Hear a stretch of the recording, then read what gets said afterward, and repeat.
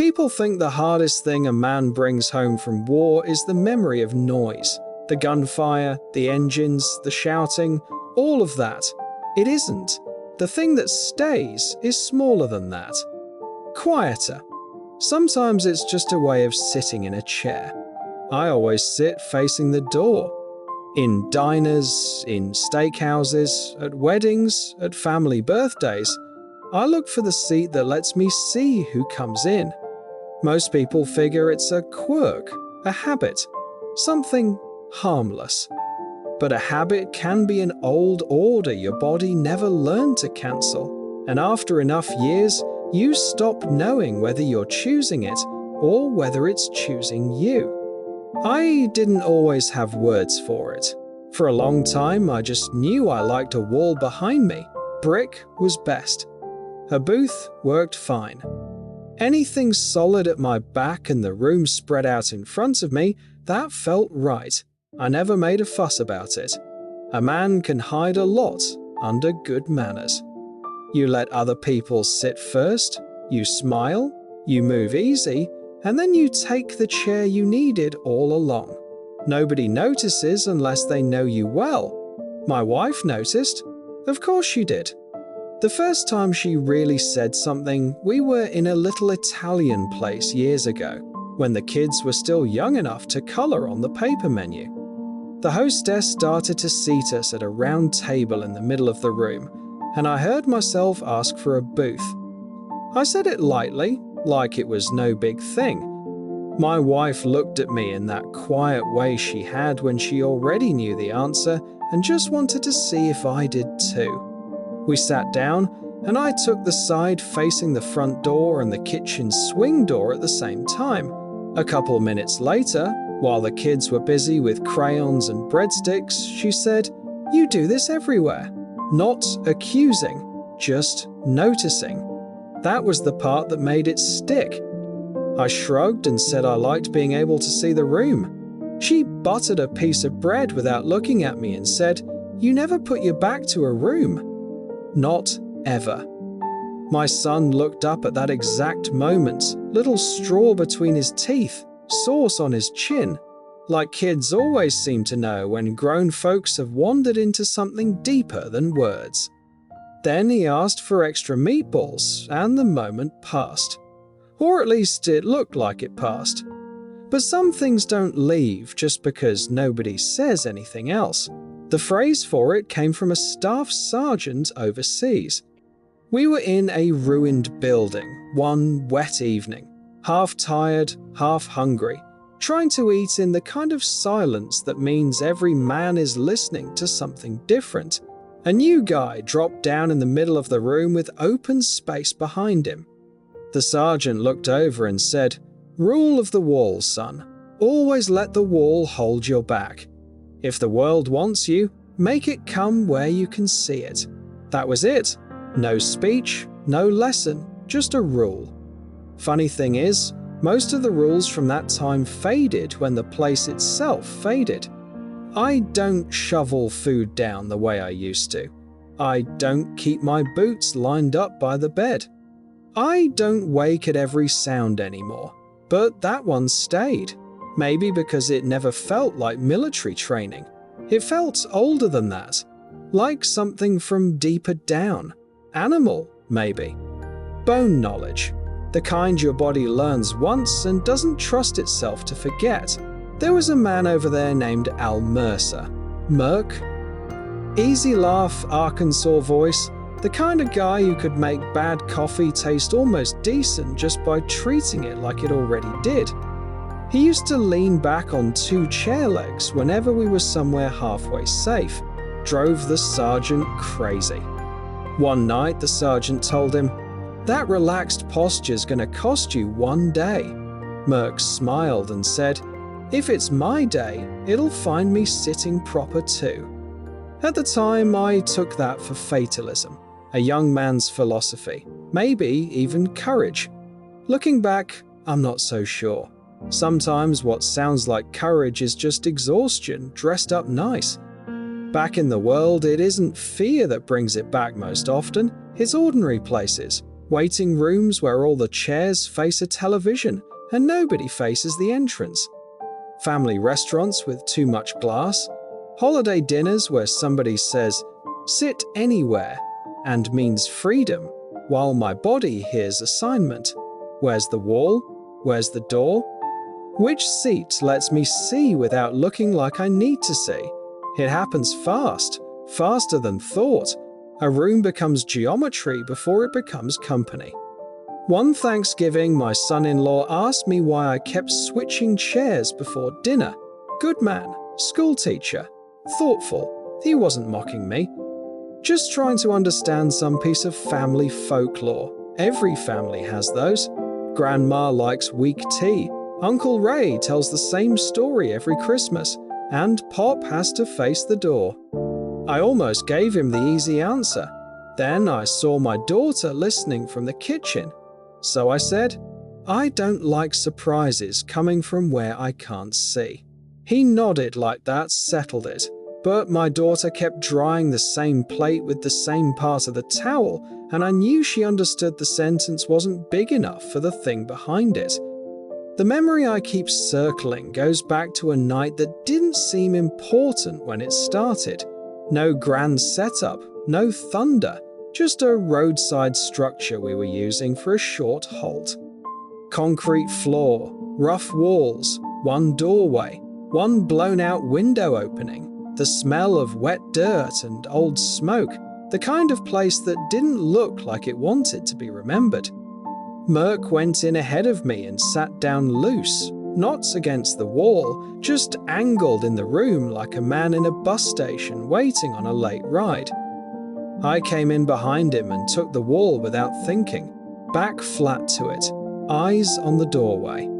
The sergeant noticed, didn't say anything, didn't need to. Somebody passed around cigarettes. I took one just to have something in my hand. Merc looked at me, nodded at the wall behind my shoulders, and said, "There it is, man's best friend. I told him he could have it if he wanted." He waved me off and said, "If I get too comfortable, I might start believing in tomorrow." I've thought about that line a lot, more than he ever intended, probably. I remember the doorway better than I remember his face. The dark outside wasn't black exactly, more like layers of wet charcoal. Every now and then one of our own would pass across it, a shape for half a second, then gone again. And I remember feeling tired enough to hate the doorway for existing, tired enough that the wall behind me felt like mercy. Then a figure paused in the entrance. That's all it was. A pause. Not long, but longer than made sense. Long enough for the room to tighten. I straightened. Merc did too, but slower. The sergeant lifted his head.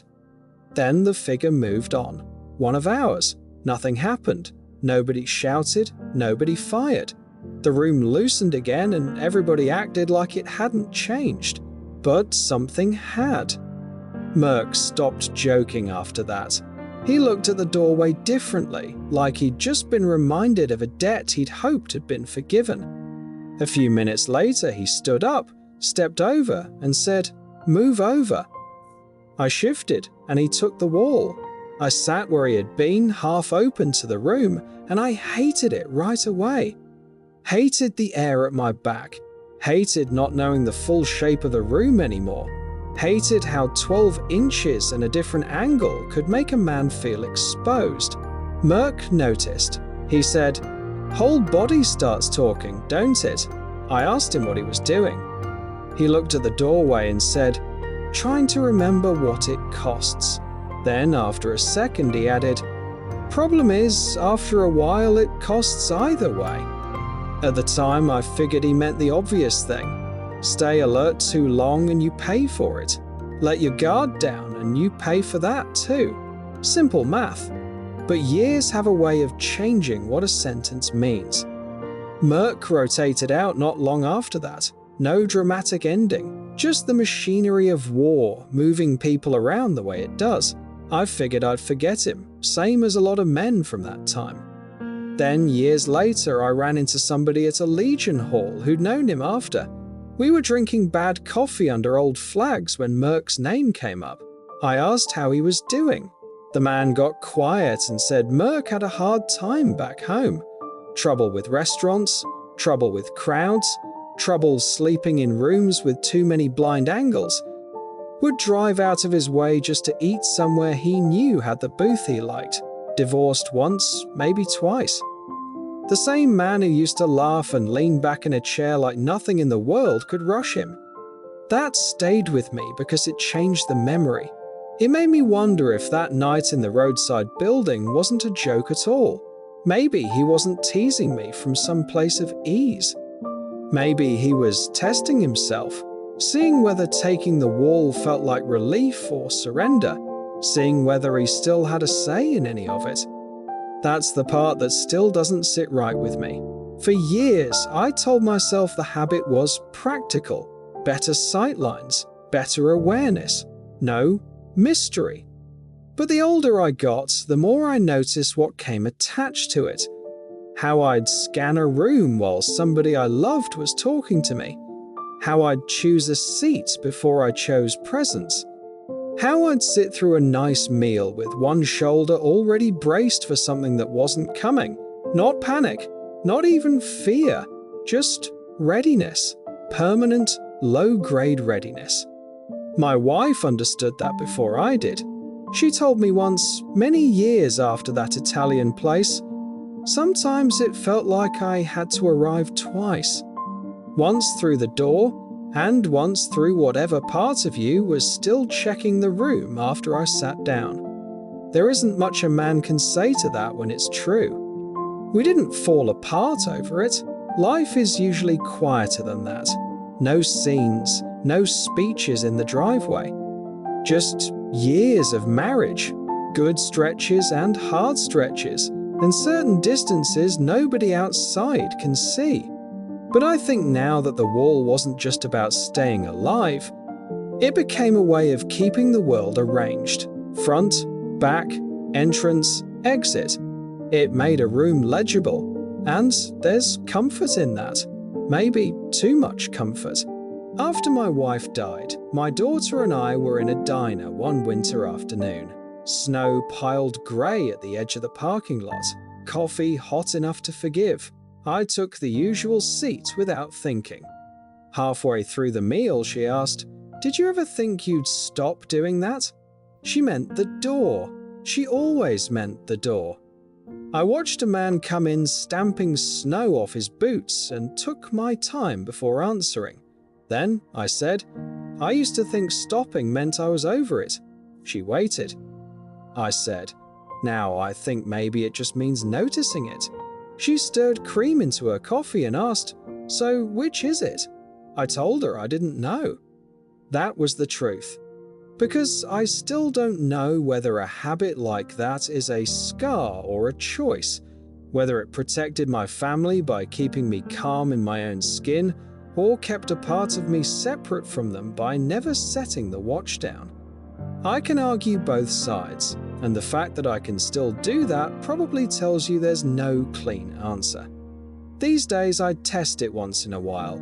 I'll go into a diner alone and take the wrong seat on purpose. Back to the room, door out of sight. Nothing dramatic, just enough to feel what's there. For the first few minutes I can feel the old machinery start up. Counting footsteps, measuring voices, listening to silverware and doors, and the shift in the room when someone new walks in. Then sometimes it eases, not gone, just softer. And for a minute or two I can hear the ordinary world again. Ice in a glass, a couple arguing quietly over directions. Somebody laughing at something that won't matter tomorrow. Maybe that's all peace is for some men, not the absence of vigilance. Just moments when it loosens enough for the rest of life to be heard. I think about Merck when that happens, about that tired room and that doorway, and the way he said, "It costs either way." I used to hear that as battlefield wisdom. Now I hear something else in it. I hear a man realizing that survival doesn't always end when danger does. Sometimes it keeps asking for proof. It follows you into marriage and fatherhood and church suppers and roadside diners. It asks for the same tribute over and over, and because the tribute is small, because it looks like nothing more than choosing a chair, you pay it without noticing how long you've been paying. And maybe that's why the thing feels so hard to explain. From the outside, it's nothing. A preference, a seat in a booth. But whole histories can hide inside small gestures. A life can be shaped by something so ordinary nobody thinks to question it. The door opens, the door closes, and one man at the table tracks it every time, while everyone else just keeps talking. I still sit facing the door most nights, probably always will, but now and then, before I take the chair, I stop with my hand on the back of it and ask myself a question I should have asked sooner. Not whether the room is safe, not whether the wall is there, just this: am I choosing the seat, or am I obeying it? And I guess that's what stays with me. Not the noise, not even the fear. Just the strange, quiet fact that a man can come home, build a life, raise children, grow old, sit down to a decent meal in a peaceful room, and still not fully know whether he's finally resting or still standing watch.